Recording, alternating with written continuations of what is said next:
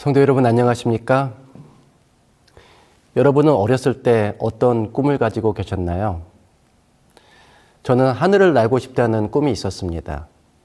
그래서 제일 부러웠던 것이 새들이었습니다. 동네 뒷산에서 새들이 날아다니는 모습을 보면 참 자유롭다고 생각했습니다. 그래서 이 몸이 새라면 날아가리 라는 노래를 참 좋아했습니다. 특별히 새들 중에서 제비를 가장 선호했는데 이유는 사람들이 참새는 잡아먹어도 제비는 잡지 않는다고 들었거든요. 그러니까 하늘을 자유롭게 멋있게 날아다니면서도 잡아먹히지 않는 제비가 되고 싶었습니다. 그런데 이건 완전히 비현실적이잖아요. 그렇다면 현실적으로 나이가 들어서는 비행기 조종사가 되어야겠다는 꿈을 가졌을 법도 한데 이상하게 비행기 조종은 저의 관심받기에 있었습니다. 학교를 다녔던 초중고 시절 제 꿈은 과학자 또는 공학자가 되는 것이었습니다. 사실 저는 그 꿈에 근접해 가고 있었다고 생각했습니다. 고2 때 학교에서 화학 점수가 가장 좋은 학생이었고 물리도 시간 투자를 많이 할 필요가 없을 정도로 비교적 쉽게 이해되었습니다. 저는 연구소에서 실험 가운을 입고 연구하는 미래의 제 모습을 그렸습니다. 그리고 당연히 그렇게 될 것이라고 생각했습니다. 하나님의 부름을 잊기 전에는 말이죠. 저는 고3 1학기를 시작하기 전에 목사가 되라는 하나님의 부름을 받았습니다. 그래서 제 꿈은 과학자가 되는 것에서 목사가 되는 것으로 바뀌었습니다. 목사가 되라는 하나님의 부름이 있을 때 제가 마음속에 그린 교회는 사람이 많고 큰 교회가 아니라 작은 교회였습니다. 저는 작은 교회에서 사람들을 섬기는 꿈을 꾸었습니다.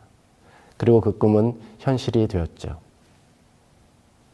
그런데 어린 시절, 젊은 시절의 꿈을 이룬 사람들이 세상에 얼마나 될까요?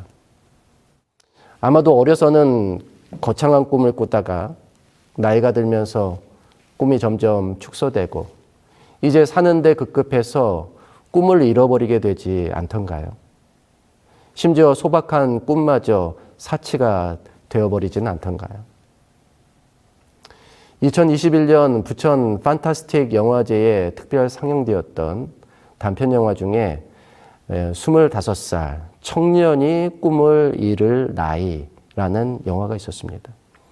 이 영화는 25세의 나이로 산업재해 때문에 희생을 당한 한 청년 노동자의 이야기를 그리고 있는데요. 이 영화의 제목대로라면 죽음이 곧 꿈을 잃는 것이고 꿈을 잃는 것이 곧 죽는 것과 다름이 없습니다. 그런데 성경을 보면 우리 하나님은 항상 꿈을 주시는 분이거든요. 하나님은 꿈을 잃을 상황 속에 있는 자들에게도 꿈을 주십니다. 애굽의 종으로 팔려나간 요셉에게도 꿈을 주셨고 바벨론의 포로로 끌려간 다니엘에게도 꿈을 주셨습니다. 하나님이 그들에게 주신 꿈은 가장 절망적인 상황에서도 삶을 포기하지 못하도록 붙드는 힘이 되었습니다.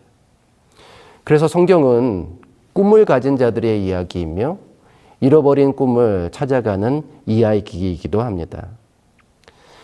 따라서 성경의 역사를 이어받은 교회라면 당연히 꿈의 백성이어야 합니다. 초등학교도 졸업하지 못한 엘렌 G 화이트이 꿈과 이상을 통해 이 교회의 근간을 이루는 중요한 교훈을 제공했듯이 제7일 안식일 예수 재림 교인들은 분명 꿈의 백성이어야 합니다. 꿈이 없이는 진정한 의미에서 성경의 백성이라고 하나님의 백성이라고 할 수 없습니다. 왜냐하면 하나님은 꿈을 주시는 분이기 때문입니다.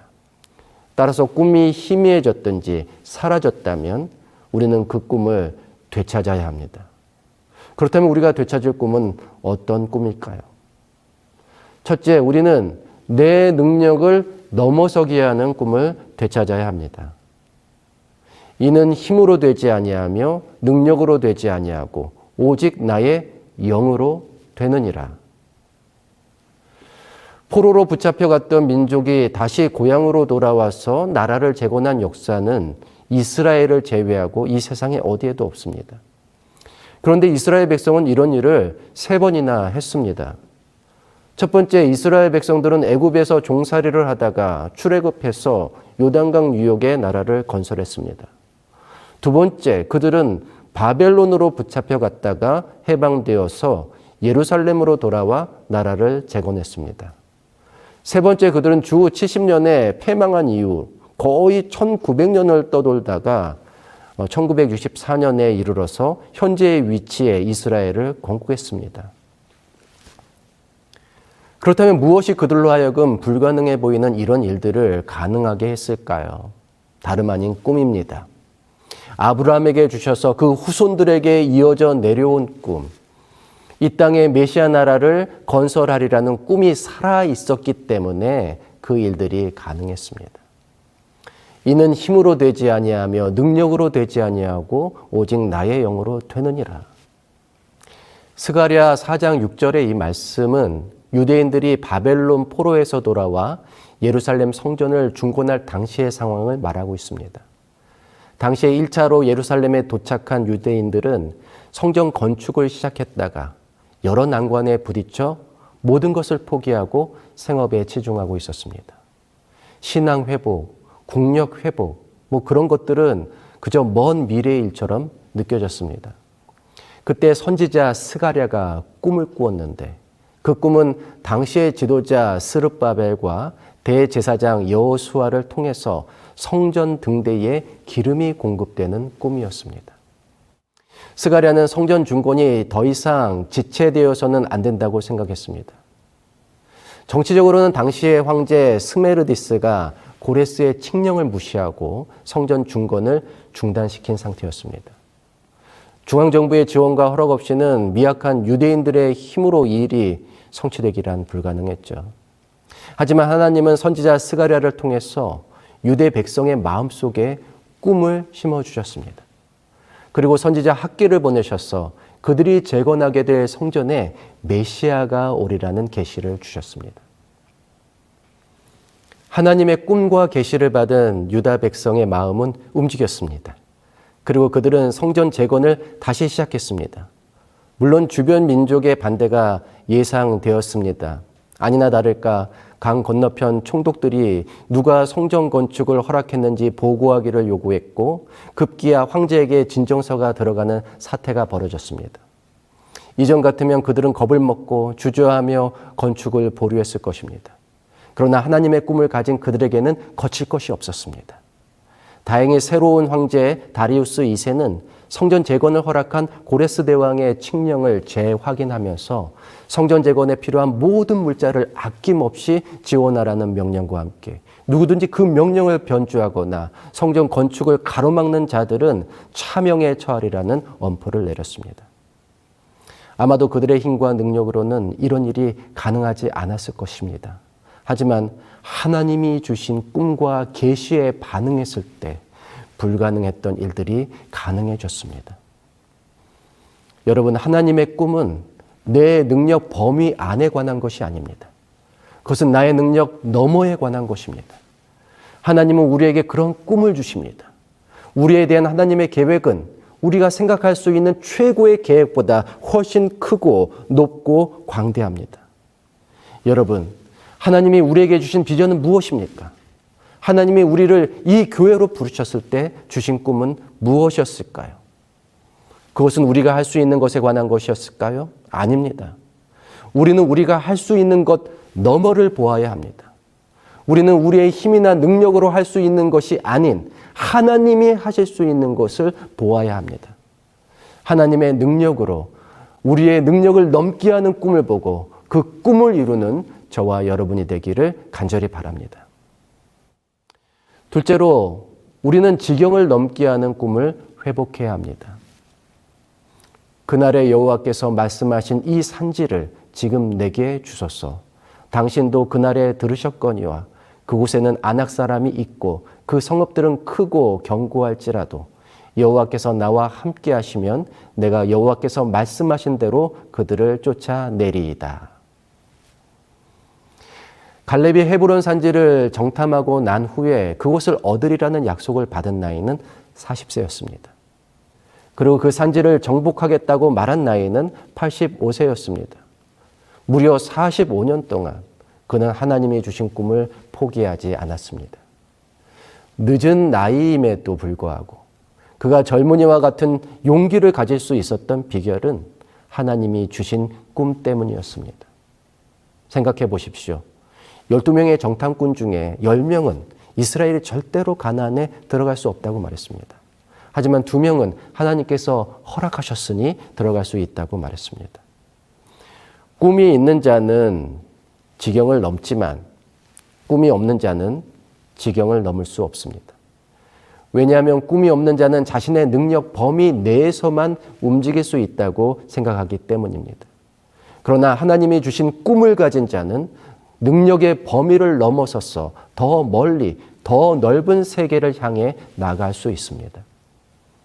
하나님은 아브라함에게 고향 땅을 떠나서 더 넓은 세상을 향해 나아가라고 요구하셨습니다. 그리고 동서남북을 바라보라고 하시며 내가 밟는 땅, 내가 볼 수 있는 모든 곳을 다 주겠노라고 약속하셨습니다. 오늘날 기독교 세계를 이끌어가는 것은 교단이 아닌 지역의 교회들입니다.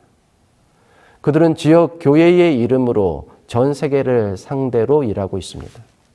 한 교회의 영향력이 기독교 세계 전체와 또 비기독교 사회에까지 미치고 있습니다. 왜냐하면 하나님은 지경을 넘는 꿈을 주시는 분이기 때문입니다. 우리가 하나님을 믿는다면 그런 꿈을 가지고 그런 모습으로 살 수 있어야 합니다. 예수님께서 갈릴리 어부에게 말씀하셨습니다. 아직 외국어 한마디 할 수 없는 무지한 자들에게 말씀하셨습니다. 오직 성령이 너희에게 임하시면 너희가 권능을 받고 예루살렘과 온 유대와 사마리아와 땅끝까지 이르러 내 증인이 되리라.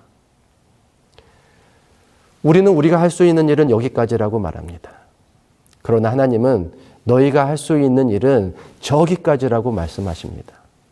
여러분, 우리 지경을 넘는 꿈을 가집시다. 그리고 그 꿈을 회복하고 성취하는 저와 여러분이 되기를 간절히 바랍니다. 마지막으로 우리가 회복해야 할 꿈은 자아를 넘게 하는 꿈입니다. 한 알의 밀이 땅에 떨어져 죽지 아니하면 한 알 그대로 있고 죽으면 많은 열매를 맺느니라. 자기의 생명을 사랑하는 자는 잃어버릴 것이요 이 세상에서 자기의 생명을 미워하는 자는 영생하도록 보전하리라. 여러분, 이 꿈은 우리의 궁극적인 소망 아닙니까? 예수님처럼 되는 것이죠. 자신을 희생하여 많은 일을 살리고 더 많은 열매를 맺고자 하는 정신, 십자가 정신 말입니다. 장대비가 쏟아지는 한밤중이었습니다. 어느 기자가 강도와 경찰이 대치하고 있는 현장을 취재하고 있었습니다. 그런데 강도의 차량이 기자의 차를 박살내버리고 도주합니다. 경찰들은 강도를 추적하러 떠났고 그 자리에는 부서진 차와 기자만 남았습니다. 그때 어느 신사가 우산을 쓰고 와서 길가에 세워둔 자신의 차를 가지라고 하며 고급 승용차 키를 건넸습니다. 왜 나한테 이런 호의를 베푸느냐는 기자의 질문에 그 신사는 다른 사람에게 갚으라고 하며 집으로 들어가 버렸습니다. 기자는 너무 궁금해서 그 신사의 신분을 추적했습니다.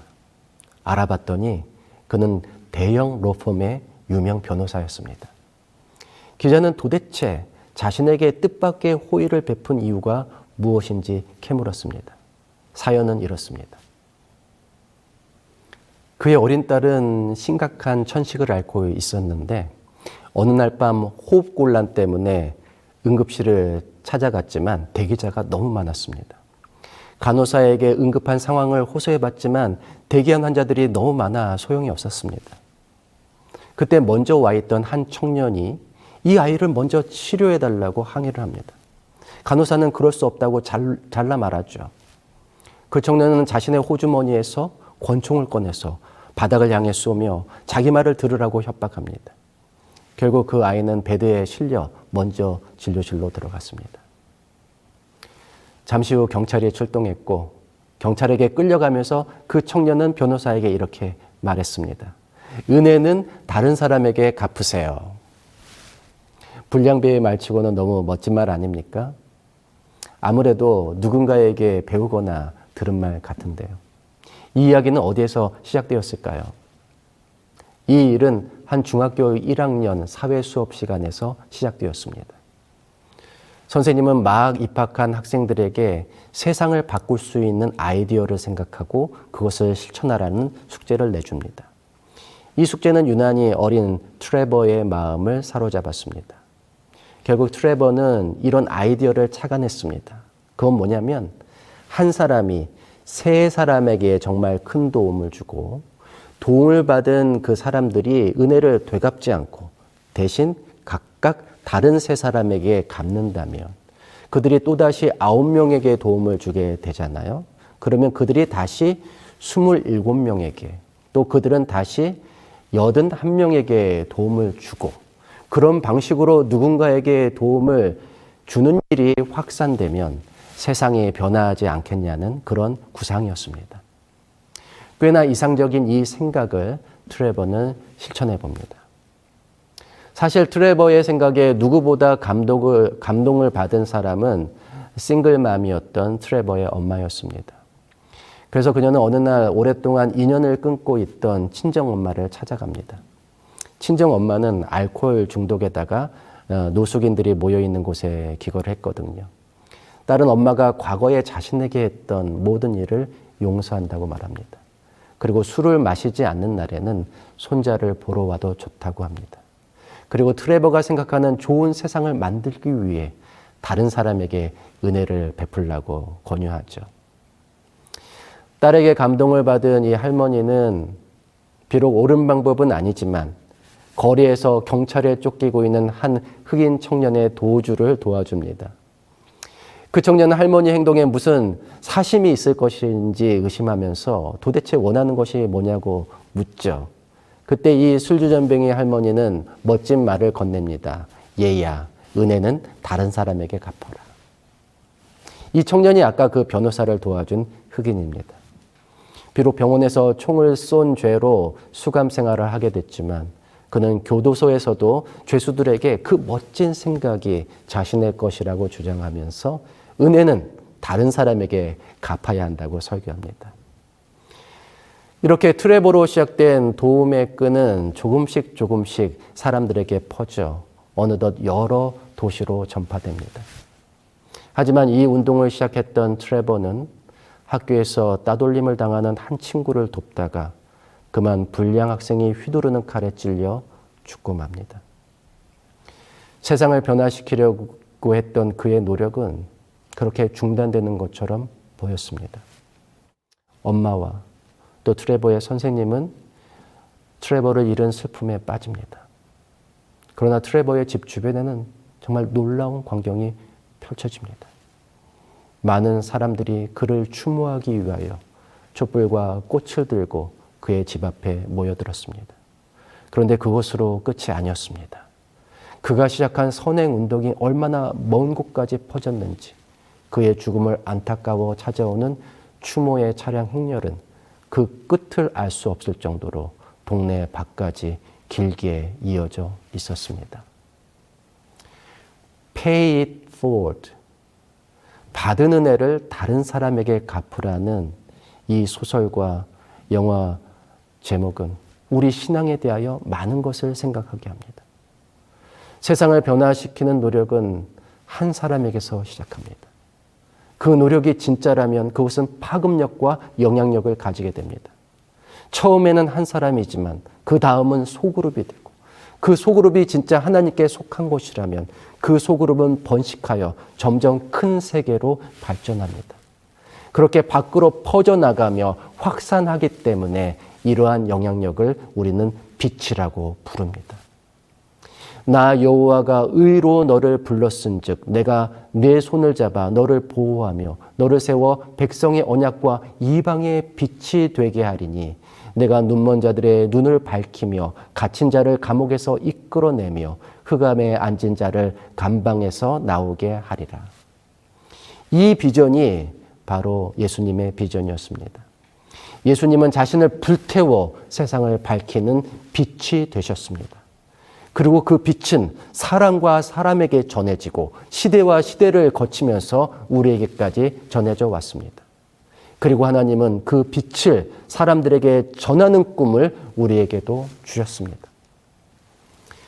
여러분이 계신 그곳에서 교회가 시작되었다는 것은 그곳에 빛을 전해야 한다는 비전과 꿈이 있다는 뜻입니다.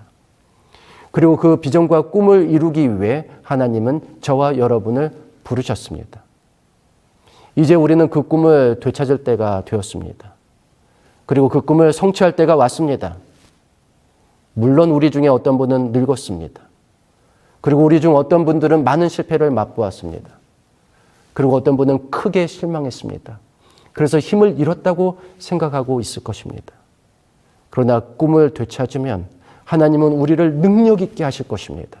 하나님은 우리로 하여금 넓은 세상을 향해 나아가게 하실 것입니다. 그리고 우리 자신의 이기심과 연약함을 넘어서게 하실 겁니다. 그 꿈을 가집시다. 그 꿈을 되찾읍시다. 그래서 하나님이 이루실 수 있는 놀라운 일들에 동참하는 저와 여러분이 되기를 간절히 바라며 말씀을 마치겠습니다.